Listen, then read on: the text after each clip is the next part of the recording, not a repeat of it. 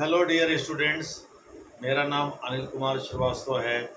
आप सभी लोगों को पता है, इसके पहले जो मैंने वीडियो बना वही पाकिस्तान पर था। यह वीडियो भी पाकिस्तान पर है। पहला वाला वीडियो इस बात पर था कि भाई यूएनएससी का अध्यक्ष बनते ही पाकिस्तान ने कश्मीर का राग हलापना शुरू कर दिया। उसको भी पता है कि इस पर कुछ होना जाना नहीं है। और दूसरा वीडियो ये है कि क्या भारत ने ऑपरेशन सिंदूर के दौरान पाकिस्तान के साथ साथ तुर्की और चीन को ही पराजित किया।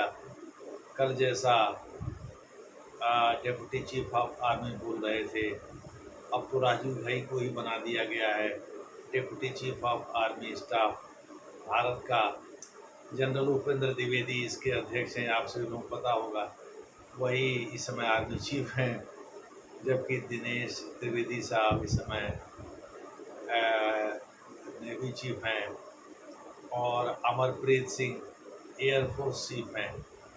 तो आप सभी लोगों को पता होगा कि राजीव भाई साहब डीजीएमओ का कार्य कर रहे थे जब ऑपरेशन सिंदूर चल रहा था। उधर से मेजर जनरल रैंक के अधिकारी होते हैं, यानी उधर पाकिस्तान में 3 ऐसी संस्थाएं हैं जिनके हेड की नियुक्ति पाकिस्तान का आर्मी चीफ ही करता है। एक डीजीएमओ है, दूसरे आईएसपीआर है, तीसरा आईएसआई है। आईएसपीआर के हेड का भी बहुत नाम चला उस दौरान। उनका नाम अहमद शरीफ चौधरी है। ये उस समय लेफ्टिनेंट जनरल रैंक के अधिकारी हैं। ये उस समय काफ़ी सुर्खियों में रह चुके, वो अक्सर बयान दिया करते थे। और major general Kashif Abdullah DGMO हैं। उन्होंने भारत के डीजीएमओ जो कि उस समय राजीव भाई थे उनसे संपर्क किया और तो उन्होंने मिलकर के तय किया कि भाई सीज फायर कर दिया जाए। फिर भारत के प्रधानमंत्री से निश्चित रूप से अनुमति दिया होगा।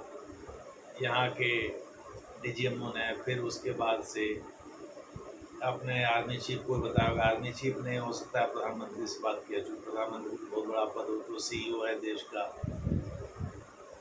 उसके बाद से ऑपरेशन सिंदूर को रोका गया होगा, ये हमारा अनुमान है। लेकिन कल जो डिप्टी चीफ आर्मी के बोल रहे थे उनके अनुसार जो है, तो भारत ने ऑपरेशन सिंदूर के दौरान केवल पाकिस्तान को ही पराजित नहीं किया, बल्कि चीन और टर्की को भी पराजित किया।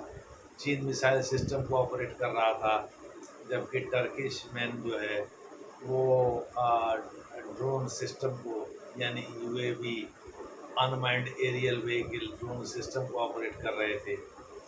आप सभी लोगों को पता है कि टर्की के बने हुए ड्रोन भारत को छोड़े जा रहे थे और टर्की लगातार जो है भारत के खिलाफ ड्रोन छोड़ रहा था, लेकिन भारत उन सबको अधिकांश को मार के गिरा रहा था।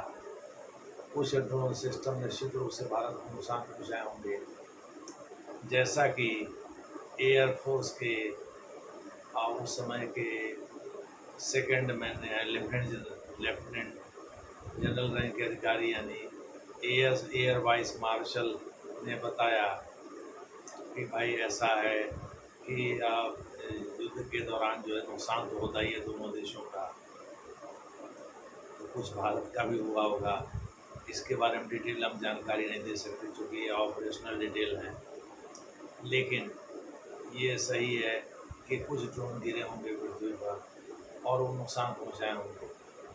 बहरहाल हम लोग इस समय इसकी चर्चा नहीं कर रहे हैं, हम लोग इसकी चर्चा कर रहे हैं कि क्या भारत ने ऑपरेशन सिंदूर के दौरान पाकिस्तान के साथ साथ चीन और टर्की को भी धूल चटाई।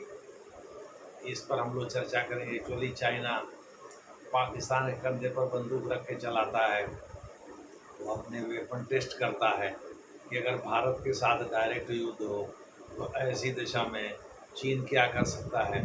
हो सकता है कि शी जिनपिंग जो चीन में लापता हैं काफ़ी दिनों से, हो सकता है गलवान घाटी घटना उनके विषय, चीन का जो राष्ट्रपति होता है वही सेंट्रल मिलिट्री कमीशन का चेयरपर्सन भी होता है, वही सर्वा होता है, उनके निर्देश पर हो सकता है कि यहाँ लोकल स्तर पर गलवान में घटना कराई गई हो, या देखने के लिए भारतीय क्या कर सकते हैं। उसके बाद मुँह की खाने के बाद पाकिस्तान के कंधे पर बंदूक रख कर के चीन ने चलाने का फैसला किया, ताकि वो ये देख सके पाकिस्तान को लेबोरेटरी बनाकर कि भारत कहाँ तक जा सकता है, कितना नुकसान पहुँचा सकता है। यही काम तुर्की ने भी किया हो। हालांकि भारत अब टर्की के खिलाफ लामबंदी करने लगा है। देखना है कि टर्की जो है कब तक भारत से पार पाता है और चीन कब तक भारत से पार पाता है। चीन में अगर सत्ता परिवर्तन होता है, जिसकी अफवाह है, शी जिनपिंग अगर जाते हैं, दूसरा कोई आता है, तो ऐसी दशा में ये देखना होगा कि दूसरा व्यक्ति जो है भारत के साथ किस तरह के संबंध रखता है। वांग यांग की चर्चा है, जो कि चीन के वाइस प्रीमियर रहे हैं। उनके बारे में ये चर्चा है कि वही अगले चीफ हो सकते हैं चाइना के, यानी पार्टी के सेक्रेटरी जनरल होने के साथ साथ सीएमसी के हेड भी होंगे और चीन के राष्ट्रपति भी होंगे। देखना है उनका व्यवहार कैसा होता है, वह किन किन लोगों को रिटेन करते हैं, कैसे व्यवहार करते हैं भारत के साथ, ये देखना होगा। बहरहाल 2 सप्ताह से अधिक समय से शी जिनपिंग लापता हैं।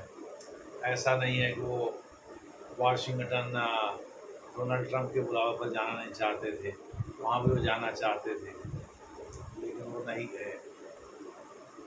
ऐसा नहीं है कि वो भारत में G20 समिट में भाग लेना नहीं चाहते थे, लेकिन भाग नहीं लिए। हो सकता है उनके ऊपर डोमेस्टिक प्रेशर रहा हो, तो प्रेशर डालने वाला कौन हो सकता है? कहीं ऐसा तो नहीं है वाइस चेयरपर्सन है जो कि सीएमसी का, वो भी वाइस चेयरपर्सन है, कहीं ऐसा तो नहीं है? यानी सेंट्रल मिलिट्री कमीशन का भी वाइस चेयरपर्सन है, कहीं ऐसा तो नहीं उनकी तरफ से कोई प्रेशर था इनके ऊपर? देखना होगा किसकी तरफ से प्रेशर था। हो सकता है इनके पहले जो राष्ट्रपति हैं वो जिनताओ साहब, जो कि अब बूढ़े हो चले हैं, ये वो 10 साल राष्ट्रपति रहे अमेरिका के, सॉरी चीन के, पीपल्स रिपब्लिक ऑफ चाइना के। उनको बेइज्जत करके बड़े सभागार से हटा दिया था शी जिनपिंग ने, उठा दिया था। हो सकता है उनके दिमाग की उपज हो। देखना होगा आगे क्या करते हैं, कौन क्या करता है। लेकिन जो भी हो, पाकिस्तान के साथ साथ भारत ने चीन और तुर्की को भी धूल चटाई। यह बात कल जो डेप्यूटी चीफ हैं आर्मी के, वो बोल रहे थे, और इसमें कोई संदेह भी नहीं है, क्योंकि चीन के कुछ मिसाइल भारत के जैसे P-15 का भी इस्तेमाल कर रहा था पाकिस्तान, P-35 का भी इस्तेमाल कर रहा था। P-35 को भारत ने मार गिराया था और अब उसे DRDO उस पर अध्ययन करने के लिए तैयार है। विदेशों में जापान भी उसकी मांग कर रहा है। भाई जापान को भी तो चीन से खतरा है कि भाई P-35 का दे दो हमको भी मटेरियल, जिससे कि हम भी इसके डिलीवरी का अध्ययन करके पता करें कि इसमें कौन सा रडार सिस्टम, क्या प्रणाली अपनाई जा रही थी। इस प्रकार से देखना होगा कि चीन और तुर्की का या तुर्की का आगे का व्यवहार कैसा होता है। धन्यवाद।